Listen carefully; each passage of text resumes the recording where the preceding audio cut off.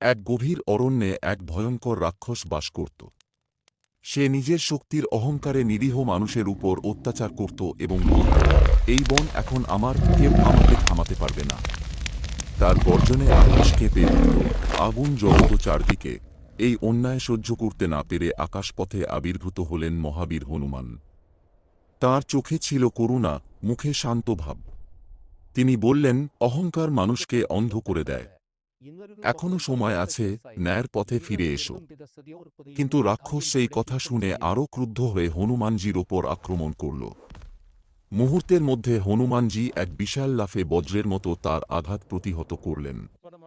এক প্রচণ্ড সংঘর্ষে রাক্ষস পরাজিত হয়ে মাটিতে লুটিয়ে পড়ল। পরাজয়ের পর রাক্ষস বুঝতে পারল তার ভুল। সে মাথা নত করে ক্ষমা চাইলে হনুমানজি তাকে আশীর্বাদ করলেন এবং বললেন, শক্তি অহংকারের জন্য নয়, সেবার জন্য। শেষে অরণ্যে আবার শান্তি ফিরে এল। আকাশে আলো ছড়িয়ে পড়ল, আর ভেসে এলো সেই চিরন্তন বাণী, ভক্তির কাছে সব অহংকার হার মানে। হনুমানজি দর্শকদের দিকে তাকিয়ে মৃদু হেসে বললেন, এই গল্প ভালো লাগলে লাইক করো, ভক্তির পথে থাকতে সাবস্ক্রাইব করো। জয় শ্রীরাম।